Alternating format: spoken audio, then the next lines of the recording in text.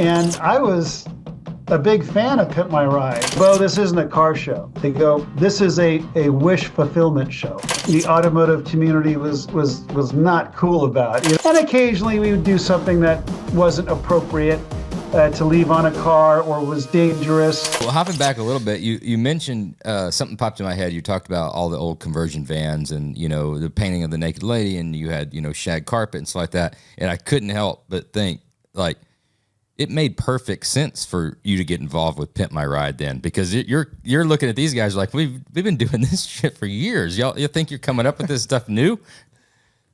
Well, it's kind of funny you say that, because that's exactly the conversation we had. It just, in my mind when you're saying it, I'm like, oh shit, all the pieces fell together. So a mutual friend is Al Uzieli, who is in charge of Ford Global Entertainment. So, you know, they placed Fords in movies and things like that, and did American Idol, all that kind of good stuff. So he calls and said, hey, Bo, I was just with the Pimp My Ride producers, and I told them they've got to come over and meet you because you guys would have a lot in common. So Rick and Larry came over, and they were in my office, and they're like, yeah, well, we were the first to put in a fireplace. Like hell, you were. And I had like kind of a book with all the, you know, old cars. I said, well, guys, we did this before any of us were born. What about a fish tank? I bet you haven't done that. And I go, well, when I was 3, we had this Pinto, and the whole back of it was a fish tank, and I'm showing them pictures of that. And then I'm showing them what I'm currently doing, because that's when I started doing the show cars, because I thought, well, why don't I do show cars again? Because we can get some PR out of them, and, you know, have some fun, get them in magazines when magazines used to exist. Yeah. And then sell them and have some real fun. So we were doing things that are pretty far out there. So we had a really fun conversation. I didn't think much of it, and about 2 weeks later, Larry shows up in my office, and there was something that was going on, and he goes, Bo, what do we just did the show here? And I'm like, okay. And I was a big fan of Pimp My Ride. I used to, because there was 3 segments. The first segment, they would introduce the kid and the car. So during the commercial break, I would sketch out and write out all my ideas for what I would do to it, and then compare it to what they did on the show.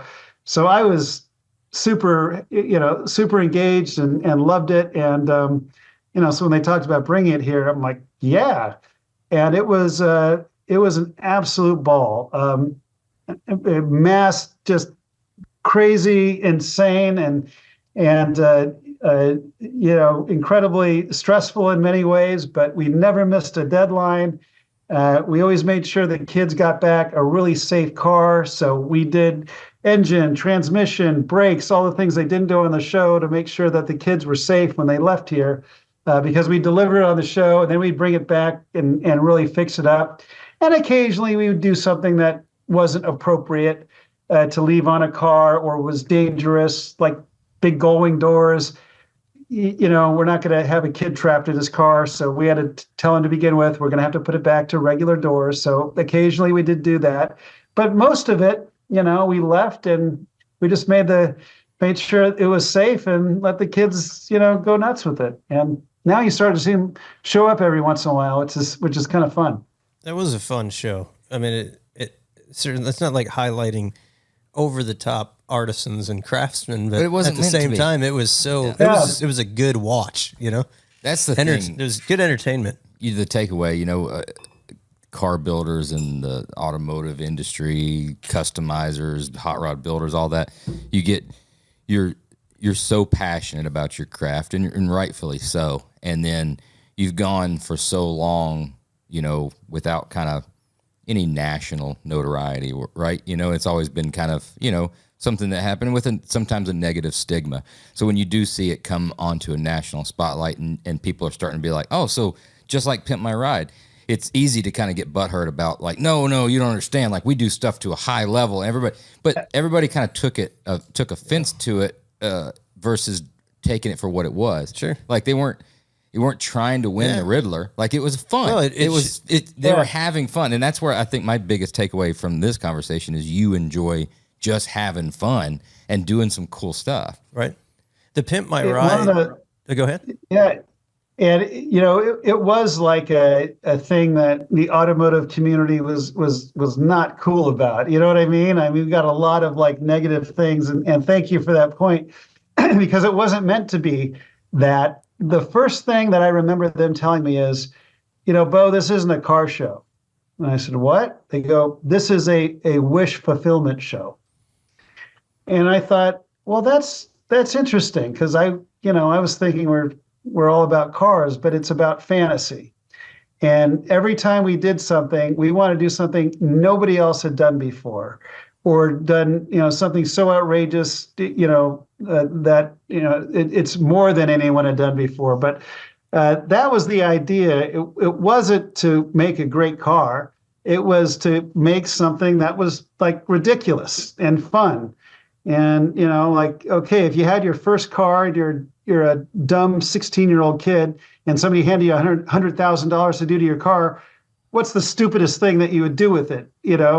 That's what we did. And now, now we show that we actually do build quality cars, and actually those had better quality than I remember Exhibit coming out and going, hey, this is a nice car. Like, he was completely shocked, especially our Earth Day episode that we did with this Impala.